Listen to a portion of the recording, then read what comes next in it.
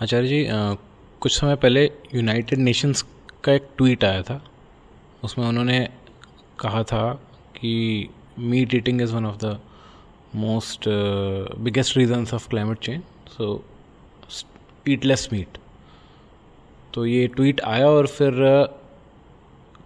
कुछ घंटों में या एक दिन के अंदर वो ट्वीट फिर गायब हो गया।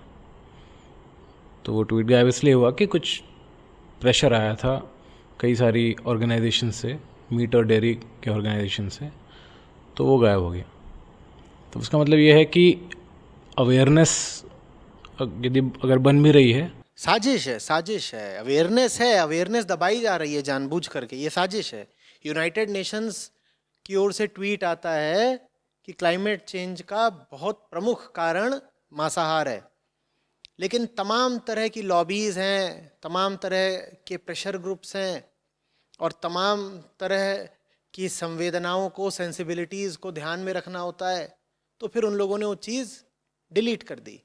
डिलीट इसलिए कर दी कि अरे अरे अरे, कहीं मीट इंडस्ट्री को घाटा ना हो जाए, कहीं लोगों की धार्मिक मान्यताओं को ठेस ना लग जाए, कहीं लोगों की स्वाद लोलुपता को बुरा ना लग जाए। ये बात बच्चों को उनकी पाठ्य पुस्तकों में कक्षा 3 से पढ़ाई जानी चाहिए। कि बिल्कुल अगर व्यापक स्तर पर देखो तो क्लाइमेट चेंज का मूल कारण है आदमी की जनसंख्या, और अगर हमारे कर्मों और चुनावों के तल पर देखो तो क्लाइमेट चेंज का कारण है मांसाहार। ये बात बताई ही नहीं जा रही है। बहुत बड़ा कारण है, जैसा अभी तुमने बोला कि मीट इंडस्ट्री और डेयरी इंडस्ट्री है, और ये दोनों बिल्कुल आपस में जुड़ी हुई इंडस्ट्री हैं। डेयरी इंडस्ट्री हो ही नहीं सकती बिना मीट इंडस्ट्री के। बहुत लोग जो दूध पीते हैं वो सोचते हैं हम तो सिर्फ दूध पी रहे हैं। नहीं साहब, आप दूध नहीं पी रहे, आप मांस भी तैयार कर रहे हो। जिस जानवर का आपने आज दूध पिया है उसी का मांस कल बाजार में आएगा। जानवर इकोनॉमिकली सस्टेनेबल ही तब हो पाता है उसको पालने वालों के लिए जब पहले उससे दूध उगाहा जाए और फिर उससे मांस निकाला जाए। ऐसे समझो कि जब तुम एक गाड़ी लेते हो तो तुम उस गाड़ी से दो तरह के मुनाफे लेते हो, क्योंकि तुमने उस पर पैसा खर्च किया है तो तुम उससे दो तरह कीमत वसूलना चाहते हो। तुम कहते हो जब तक ये गाड़ी चल रही है तब तक तो मैं इससे यात्रा करूंगा।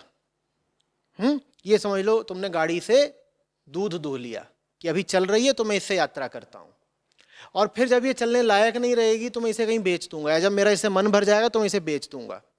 चाहे मैं किसी दूसरे ग्राहक को भेजूं, चाहे कबाड़ी को भेजूं, जिसको ही भेजूंगा कुछ रीसेल वैल्यू मिलेगी। ये तुमने मीट इंडस्ट्री को प्रोत्साहन दे दिया। तो जैसे तुम गाड़ी से दो दो तरह की कीमत या फायदे वसूलते हो ना, कि पहले चलाऊंगा और फिर रीसेल से भी तो कुछ पैसा पा जाऊंगा, उसी तरीके से ये जो जानवर पाले जाते हैं वो इसी तरह से पाले जाते हैं कि पहले इनका दूध बिकेगा फिर इनका मांस बिकेगा।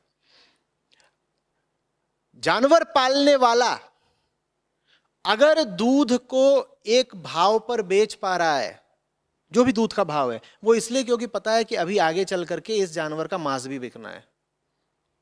अगर उस जानवर का मांस बिकना बंद हो जाए तो दूध महंगा हो जाएगा। इसी तरीके से अगर दूध बिकना बंद हो जाए तो मांस इतना महंगा हो जाएगा कि फिर मीट खाने वालों की आफत आ जाएगी। तो इसीलिए जानवर की हत्या करने में दूध खाने वाले और मांस खाने वाले ये दोनों बिल्कुल साथ साथ चल रहे हैं। बस बात इतनी सी है कि दूध खाने वालों को अभी ये पता ही नहीं है अधिकांशतः कि जानवर के उत्पीड़न में वो भी उत्तरदायी हैं, उनकी भी जिम्मेदारी है। वो सोचते हैं हम तो सिर्फ दूध ले रहे हैं। देखिए, वो ज़माने चले गए जब घर की गाय हुआ करती थी, कि घर में ही जन्मती थी, घर में ही खाती पीती थी और फिर घर में ही वो दम तोड़ देती थी।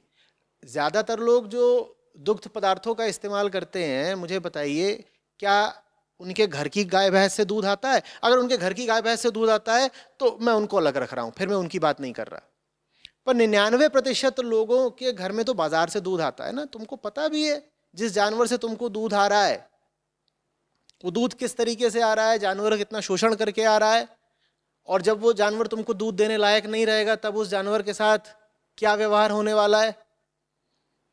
तो दूध को खरीद करके और दूध का लगातार उपभोग कर करके तुमने जानवर के शोषण को जबरदस्त प्रोत्साहन दे दिया है। अब वो जानवर कटेगा आगे, बल्कि वो जानवर कटेगा क्या, वो तो पैदा ही इसलिए हुआ था सिर्फ ताकि तुमको दूध दे सके। तुम्हें क्या लगता है वो जानवर प्राकृतिक तौर से पैदा हुआ था? नहीं, उसको कृत्रिम तौर से जबरदस्ती पैदा कराया गया था। गाय का, भैंस का जबरदस्ती गर्भाधान कराया जाता है, एक तरह का बलात्कार होता है वो, ताकि तुम्हारी दुग्ध पिपासा शांत हो सके। नहीं तो इतने सारे लोग हैं, इनको दूध देने के लिए गायें थोड़ी ही बड़ी तत्पर हैं कि दुनिया भर की गायों ने संकल्प उठाया है कि आदमी अपनी आबादी बढ़ाता रहे, बढ़ाता रहे। 800 करोड़ आदमी हो गए हैं दुनिया में, और गायें कह रही हैं कि इनको दूध देने की जिम्मेदारी हम लेते हैं ना। हमारी प्रजाति तो है ही इसीलिए कि आदमी अंधाधुंध अपनी आबादी बढ़ाता रहे और हम उसको दूध पिलाती रहे। नहीं, ऐसा कुछ नहीं है। गायों का बड़ा शोषण है, और जिन लोगों को गायों से प्रेम हो वो पहला काम तो ये करें कि दूध पीने से दूर हो जाएं, अनजाने में ही सही, लेकिन आप पशु पीड़न का पाप अपने सर ले रहे हैं।